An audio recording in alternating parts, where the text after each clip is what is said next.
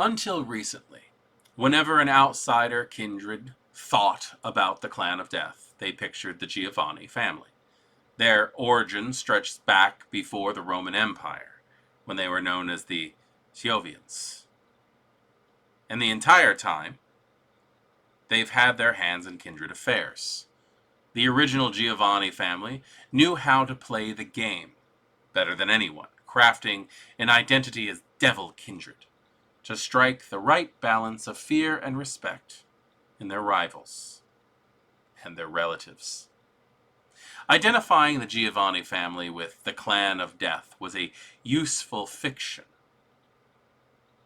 for centuries, until the Vatican and the FBI joined forces against the clan, starting with the family. Reputation comes with records, and the Second Inquisition rolled up every family retainer and bank account they could find.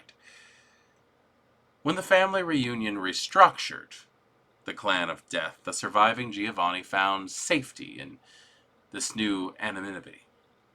But they resented having to hide themselves, and further resented upstart bloodlines tossing out their family history for security, or worse, for political convenience. The true Giovanni have grown used to being top dogs, and they'll murder to retain that position. After all, no one fights like family. Greetings, kindred. Welcome to our world of darkness. I am voivodemekhet, and today we're talking about the top dogs of the Clan of Death. About a decade ago, we're talking about Clan Giovanni. The Loresheet, La Famiglia Giovanni, focuses on the vampires who have been in charge of the Clan of Death for 500 years, taking on minor families under their wings for development of their own power, structure, and wealth. The Giovanni may very well be the one clan that can outdo Ventru in money, outdo Zemitzi or La Sombra in creepiness.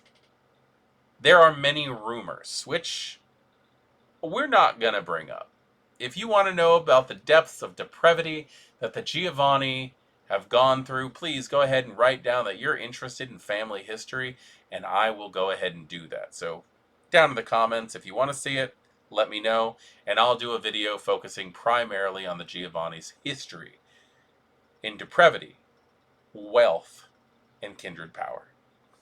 But that's not what we're here for today. Today, we're here looking at the lore sheet that's found in the player's guide, which is for Hecata characters only. You are a Giovanni, and this is what you get. A cousin's ear. Even if family members hate each other, the whole family lives by a certain code to share information. That's how they've survived everything, from the fall of the Roman Empire to the Second Inquisition. Once per session, you can ask a direct question of another member of the Giovanni family and get a straight answer. However, you have to answer a question in return. You can also ask a favor of mortal members of the family once per story, as if you had the allies' background, at 3 dots. A cousin's ear gives you a quid pro quo.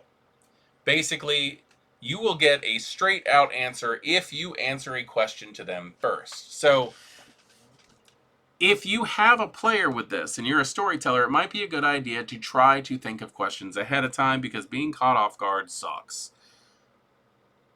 I do like the fact that you also effectively, once per story, get like a 3-dot ally as a Giovanni who will basically do things for you.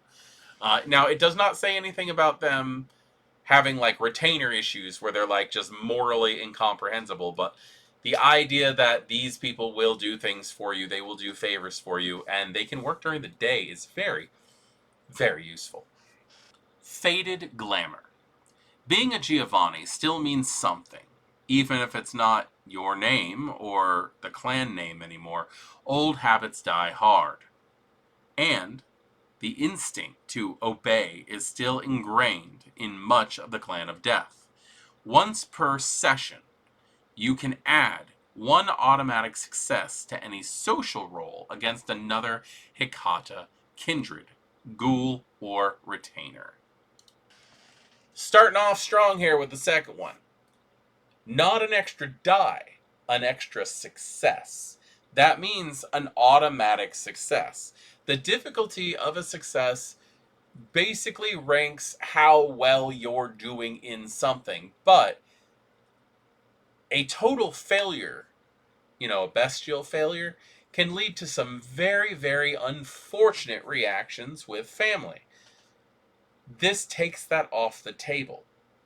This lets you hold some modicum of respect, no matter how horrible you roll. Respect is everything in the Giovanni. Petty cash. The Giovanni started as merchants, and they still know the power of cold, hard cash. As one of the favored childer of your family, you have access to a substantial bank account. You get 4 dots to spend among the resources and retainers' backgrounds for free. But these dots can be pulled back by elder members of the family at any time, especially if you cross them.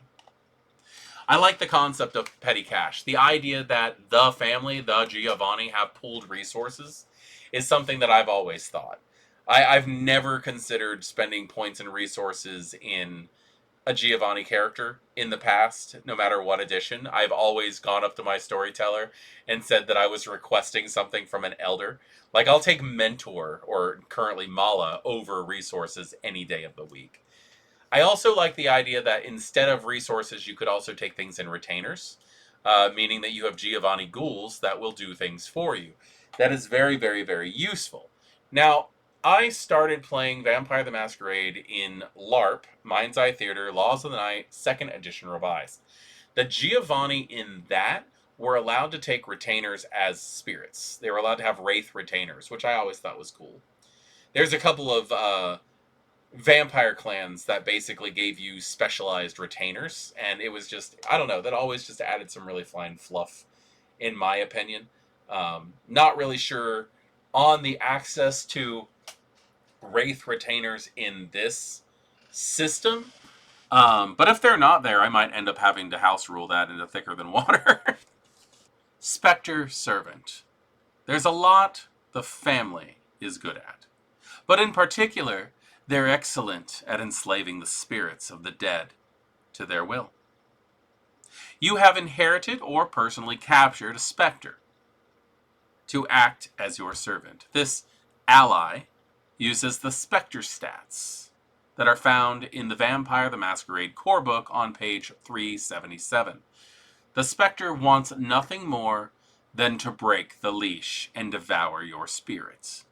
Until then, they can be summoned once per session and arrive within 10 hours. I think it's funny that that popped up right after I was talking about Wraith Retainers in the old edition. So, I do want to point out that a Spectre and a Wraith are two different things, kinda. Think of a Spectre as the beast of a vampire. When a Wraith goes through all the hell that is Wraith existence, and they get worn down to the point where they've lost all memory of themselves, they're nothing but an angry ventral spirit. That is a Spectre. So you have an angry, I want to kill everything Wraith that serves you because it has to.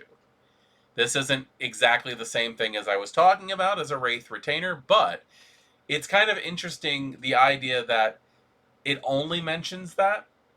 It doesn't say anything about a Wraith Retainer, it only mentions a Spectral Retainer, which kind of tells me that the service of a Giovanni will over time erode a Wraith's ability to keep themselves sane. This is a fun one that I would definitely take advantage of. Make an angry thing that would eventually try to break whatever hold a character had on it. And this is now the new big bad. There's lots of uses for a Spectral Retainer, though, in my opinion. Aspiring Anziana, you have managed to work your way through the hidden politics of the family reunion and come out on top. You've done so partially for political skill and ruthless zeal, but mostly because you know where the bodies are buried, in every sense. You gain 5 dots of status among the Hecata, and you get a private audience with the Capuchin every few stories. Just don't push your luck, or you'll join the corpses. So, this is another one of those leadership roles. You have found a way to be one of the top dog Giovanni. An Anzione, as they are called. Respected elder is what that actually translates to.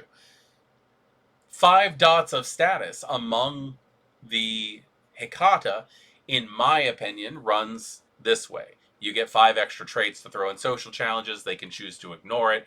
That'll get them in trouble with the equivalent of the status that you have. Again, house rule. I've said this with a few of them when it comes to status involving in lore sheets. The idea that every few stories you can get an audience with the Capuchin.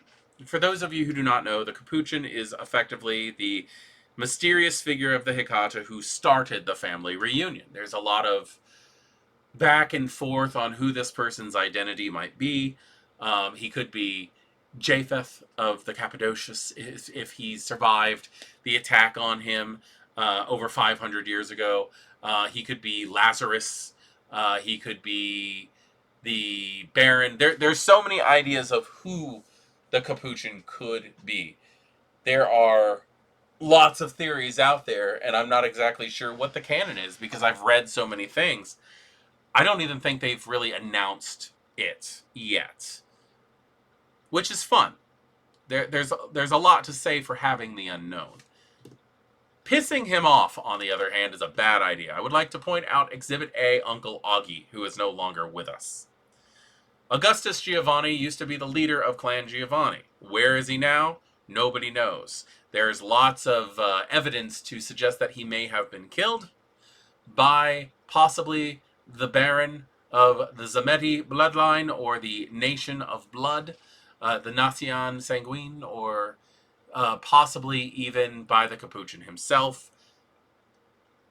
Don't mess with the elders, especially ones who have strange gifts that outweigh anything you possibly have. Anyway, so La Famiglia Giovanni. I love the Giovanni. They are probably one of my favorite clans. I talk about the Tzimisce a lot. I understand that. My name is all about the Tzimisce. Voivode is a title of a high-ranking Tzimisce. Mekhet is one of the suspected names of the Tzimisce Antediluvian, which is why I chose Voivode Mekhet. I really do love the Gangrel very, very much. I find them as like a bestial version of the Tzimisce. Or I find the Tzimisce as a sophisticated version of Gangrel. And now that they have Protean, it kind of just backs up my thoughts on that one.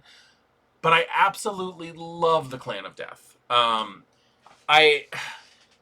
of my favorite NPCs, Sunny Black, is a Putanesca. The Giovanni family storyline through the Giovanni Chronicles is probably one of my favorite parts of the old World of Darkness regime. But, like, the Cappadocians are amazing. The Giovanni are awesome. The Hecata is just what this system needed. So, I'm having fun going through all of these. Anyway, I am Voivode Mekhet.